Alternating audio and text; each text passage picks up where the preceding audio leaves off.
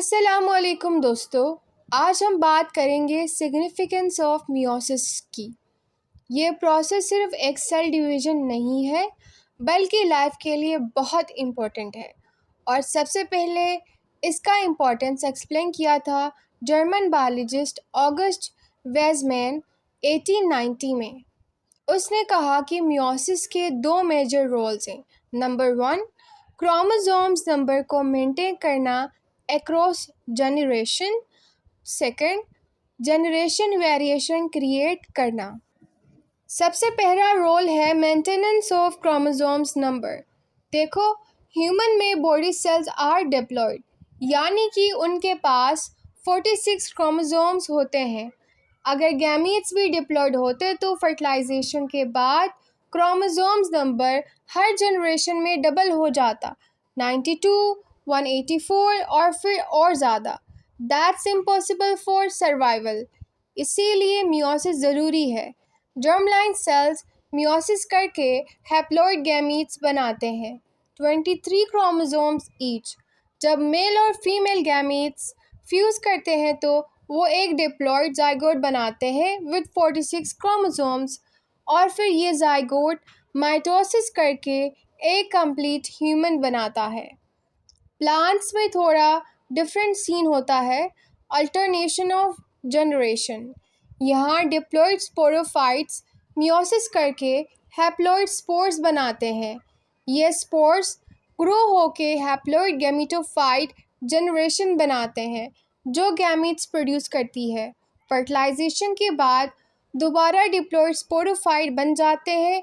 Simple cycle है, right? अब दूसरा रोल है प्रोडक्शन ऑफ वेरिएशन। मियोसिस के दौरान क्रोमोसोम्स क्रॉसिंग ओवर करते हैं, यानी कि एक एक्सचेंज ऑफ जेनेटिक मटेरियल होता है। इसी वजह से जो गैमीट्स बनते हैं वो सब जेनेटिकली यूनिक होते हैं। और जब गैमीट्स फ्यूज़ करके जाइगोट बनाते हैं तो जाइगोट का जेनेटिक मेकअप दोनों पेरेंट्स से डिफरेंट होता है। यही प्रोसेस जेनेटिक डाइवर्सिटी क्रिएट करता है।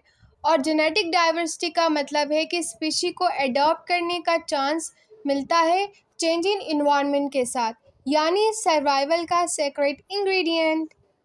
लेकिन कभी कभी मियोसिस में एरर भी हो जाता है।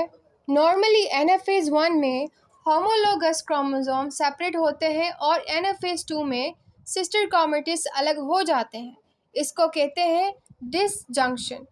अगर ये प्रोसेस ठीक से ना हो तो कहते हैं उसे हम नॉन डिसजंक्शन, यानी क्रोमोसोम प्रॉपरली सेपरेट नहीं होते और रिजल्ट होता है गैमीट्स विद एक्स्ट्रा या missing chromosomes.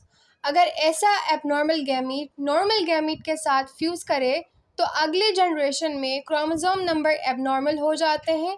For example, instead of 46 एक ह्यूमन के पास 45 या 47 क्रोमोसोम हो सकते हैं। यही बेस है बहुत सी जेनेटिक डिसऑर्डर का।